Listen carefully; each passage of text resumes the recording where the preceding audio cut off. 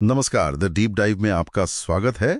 आज हम भारत के संविधान निर्माण की उस कहानी में झांक रहे हैं जिसके कुछ पन्ने शायद कम पलटे गए हैं। हाँ, हमारे पास बी शिवराव द्वारा संपादित एक किताब के कुछ हिस्से हैं और इसका प्राकथन डॉक्टर राजेंद्र प्रसाद ने लिखा है। इसमें ना संविधान के सलाहकार थे श्री बी.एन. राव। उनके असल नोट्स और ज्ञापन शामिल हैं। बी.एन. राव, हाँ, नाम सुना है लेकिन शायद उतना नहीं जितना बाकियों का। सही कहा। वो एक तरह से पर्दे के पीछे रहकर काम करने वाले वास्तुकार थे। उन्होंने संविधान की नींव रखने में, आप कह सकती हैं, एक अहम भूमिका निभाई। तो इस डाइव का मिशन, मतलब लक्ष्य साफ है।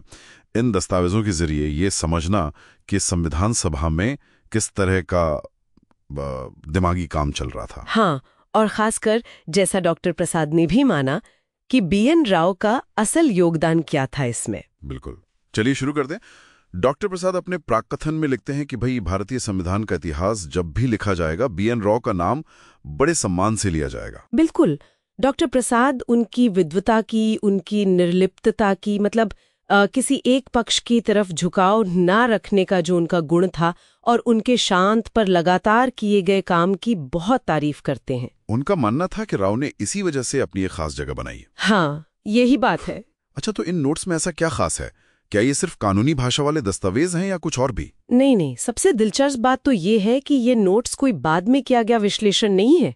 ये वो असल दस्तावेज हैं, वो ज्ञापन या मेमोरेंडम कह लीजिए, जो राव ने संविधान सभा के सदस्यों या समितियों या अध्यक्ष के लिए उसी समय तैयार किए थे। ओहो, उसी समय, मतलब बिल्कुल प्रक्रिया के दौरान। हाँ।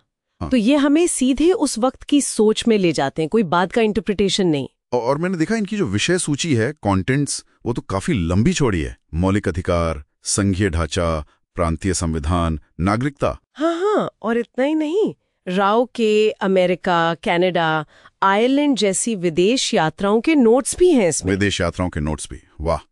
इससे उनके काम के विशाल दायरे का अंदाजा लगता है ना? बिल्कुल। और देखिए, डॉक्टर प्रसाद भी यही कहते हैं। वो लिखते हैं कि इन पन्नों पर सिर्फ एक सरसरी नजर डालने से ही पता चल जाता है कि हमारे संविधान को गहराई से समझने के लिए कितने जरूरी हैं। अच्छा, कैसे? क्योंकि ये उस नीरस सी लगने वाली कानूनी भाषा के पीछे छिपी सोच, वो जो बहसें थीं, उनको उजागर करते हैं। जैसे कोई उदाहरण? हाँ, जैसे मौलिक अधिकारों पर उनके शुरुआती नोट्स देखिए। उनमें ये बहस भी दिखती है कि भाई, कौन से अधिकार तुरंत लागू किए जा सकते हैं और किन्हें निर्देशक सिद्धांतों के तौर पर रखा जाना चाहिए। ये उस समय एक बड़ा सवाल था। वाह! यानी सिर्फ अधिकारों की लिस्ट बनाना नहीं, बल्कि उन्हें लागू करने की क्या रणनीति हो, इस पर भी विचार। बिल्कुल। और ये संघीय ढांचे वाला मामला, वो तो हमेशा से ही थोड़ा पेचीदा रहा है भारत में। हाँ, बिल्कुल। उनके नोट से पता चलता है कि केंद्र और राज्यों के बीच शक्तियों का संतुलन साधना, खासकर वो जो वित्तीय संसाधनों का बंटवारा है, उसको लेके कितना चुनौतीपूर्ण काम था ये। राव ने क्या किया, अलग अलग देशों के मॉडल देखे, उनका अध्ययन किया और फिर व्यवहारिक सुझाव दिए।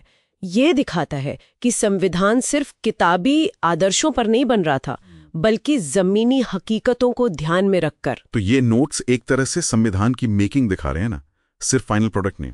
इसी बात पर शायद डॉक्टर प्रसाद जोर दे रहे थे। बिल्कुल, यही बात।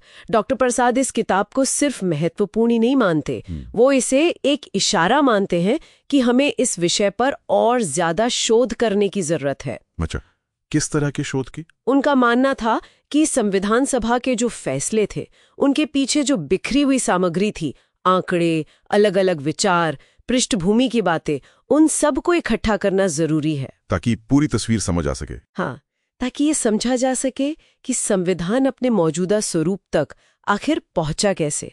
और राव के ये नोट्स उस बड़ी पहेली का एक बहुत अहम हिस्सा है। सही बात है। यह हमें याद दिलाता है कि संविधान बनाना सिर्फ कानून लिखने जैसा सीधा काम नहीं था। ये विचारों, बहसों और बहुत सारी बैकग्राउंड वर्क की एक जटिल, उलझी हुई प्रक्रिया थी। और राव की भूमिका इसमें एक सूत्रधार की तरह लगती है।